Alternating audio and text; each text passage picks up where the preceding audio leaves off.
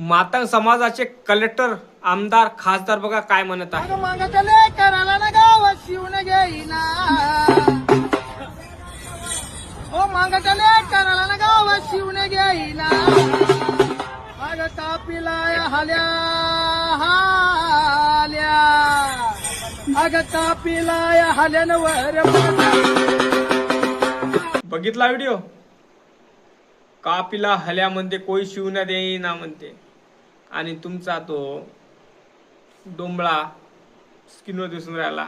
हा डोंबळा म्हणतो की पाटलानं चेहरा पाहिल्याशिवाय मागाचा दिवस साजरा जात नाही आणि हे म्हणून राहिले बाट करतात, कोणी शिव देत नाही, कापल्या हल्या अमकण ढमक. हा तो डोंबळा तर भला सांगतो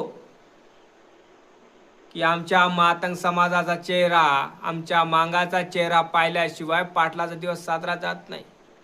मग काऊन रे, मग काऊन बोलता असे तुम्ही? अरे तो मेंगण्या तू झगडे लावून राहिला हे तुम्हाला दिसत नाही काय?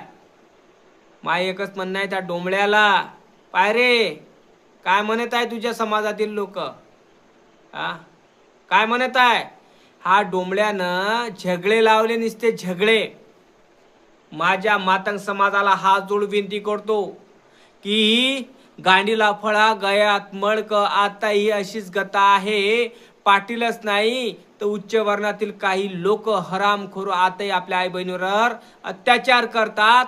आपल्याला मसानभूमी मध्ये आपलं प्रेत, आपल्या घरचं प्रेत जळल्या जात नाही, आपल्याला मंदिरात येऊ देत नाही, आताही पण त्या गोष्टी आहे. समजलं काय?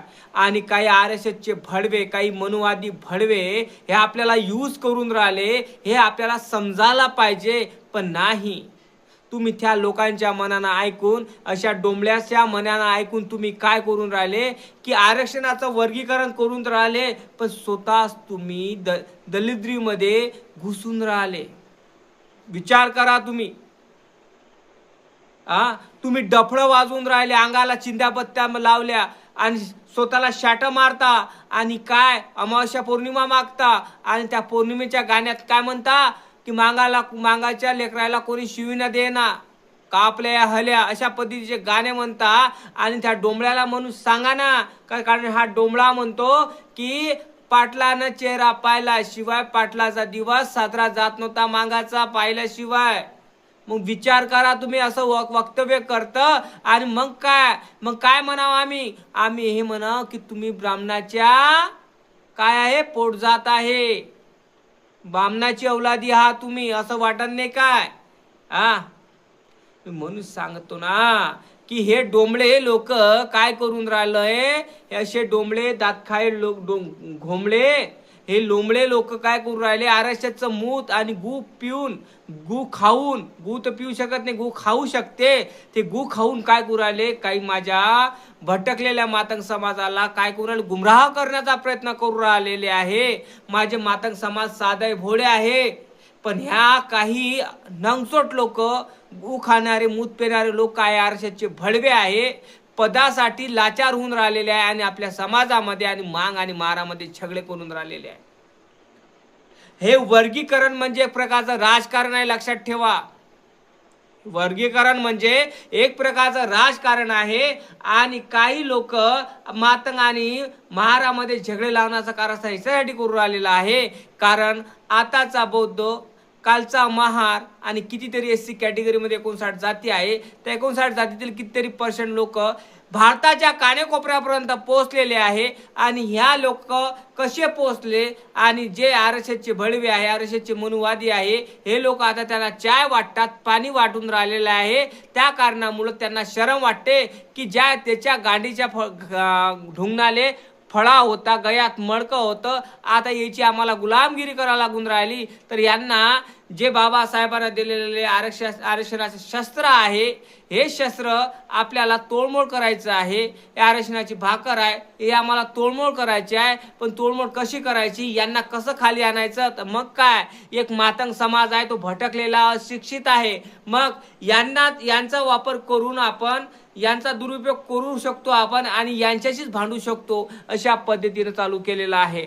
मग काय, मातंग समाजाला भडकवायचं आणि मग महाराच्या विरोधात मग महाराजच्या विरोधात भडकवलं का म्हणजे काय होणार, आपसामध्ये झगडे लागणार, शांतता भंग होणार आणि मग काय ते ऑटोमॅटिक जे आरक्षण आहे याचे तुकडे तर होणारच होणार. मग काही दिवसानं आपण जे बाबासाहेबांना दिलेलं आरक्षण आहे ते खतम करून टाकू आणि मग काय ते संविधान आहे हे संविधान बदलू त्याच्यामध्ये कलमा चेंज करू करता आपण ते संविधानच खतम करून टाकू आणि मनुस्मृती लागू करू. असा चालू आहे आरक्षणाच्या भडव्यांचा.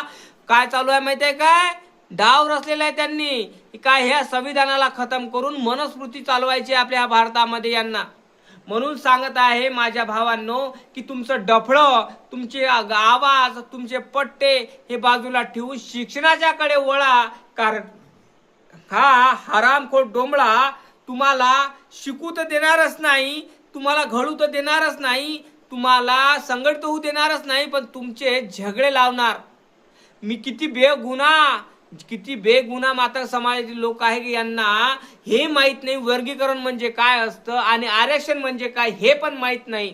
कारण जोपर्यंत यांना आरक्षण माहित नाही तोपर्यंत यांना वर्गीकरण झाल्यावर काय होणार काय नाही हे कळत नाही. आरक्षणाचा जो गाभा आहे हे संविधान आहे, संविधानाचा गाभा आरक्षण आहे. आरक्षण संपलं तर संविधान खतम झालंय, लक्षात ठेवा. कारण बाबासाहेब आंबेडकरांनी गांडीचा फळान गळ्यातला मडकं काढलं हे विसरू नका.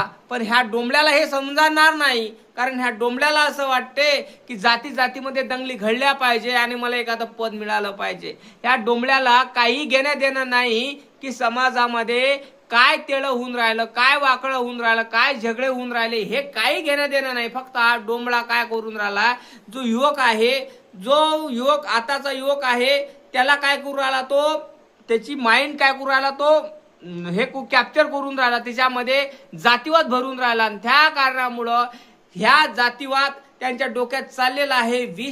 जाती व्यवस्थेचं 20% करून राहिलेलं आहे. त्या कारणामुळं काय होऊन राहिलं की हे लोक काय होऊन राहिले, मांग आणि महाराचे झगडे लागून राहिले आणि हे लोक कोणालाही मारायला तयार आहे. तुम्हाला माहितीच आंबेडकरी चळवळीतला नेता आपला राजू थाटे यांना पण मारण्याचा प्रयत्न केलेला आहे, त्यांना जीवमान मारणार त्यांना. पण विचार करा तुम्ही का, कारण ह्या हरामखोरानं ह्या डोंबळ्यानं विष पेरलं मातंग समाजाच्या डोक्यामध्ये, त्या तरुण पिढीच्या डोक्यामध्ये झगडे लावण्याचा कारस्थान चालू केलेलं आहे. वर्गीकरणाच्या नावानं संविधानाचं तोडमोड तर करूनच राहिले, पण ते वर्गीकरण म्हणजे एक प्रकारचं राजकारण आहे ना, राजकारण चालू आहे.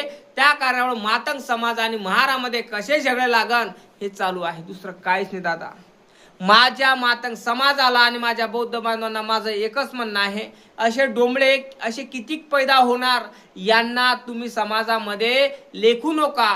कारण हे यांनी मातंग समाजाचा मुखोटा घातलेला आहे. तुम्हाला असं वाटते की हे लोक मातंग समाजाचं हित करणार आहे, नाही, हे राजकारण खेळून राहिले, तुम्हाला यूज करून राहिले, दुसरं काहीच नाही.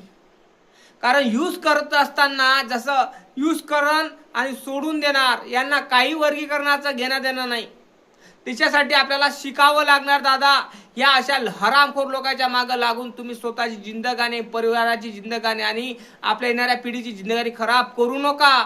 जेणेकरून अशा हरामखोर लोक आपल्या जातीमध्ये कीड लावून राहिले आहे, आरक्षणाला कीड लावत आहे. असे हरामखोर लोक, या लोकांना माझं एकच सांगत आहे, जातीवादी मनुवादी भडव्यांनो, तुम्हाला मांग आणि महारामध्ये झगडे लावायचे असन तर एक काम करा.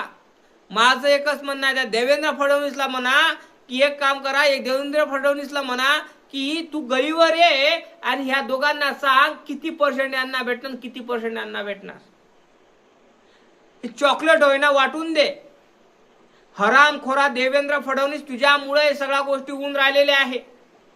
तू झगडे लावलेले आहे मांग आणि महारामध्ये आणि अशा काही डोंबल्या लोकांना भडकून तू काही डोंबल्यांना तुम्ही आश्वासन मंत्रीचं देतो बा, तुम्हाला एखादं पद देतो, तुम्ही फक्त एक काम करा, दंगल्या घडवा आणि मग काय तुम्हाला एखादं पद देतो, अशा पद्धतीची लालूच ह्या डोंबल्याला दिली असेल तू. त्या कारणामुळे हा डोंबलं पुऱ्या मातंग समाजाला काय करू राहिलं, गलत रस्त्यावर घेऊन चाललेला आहे.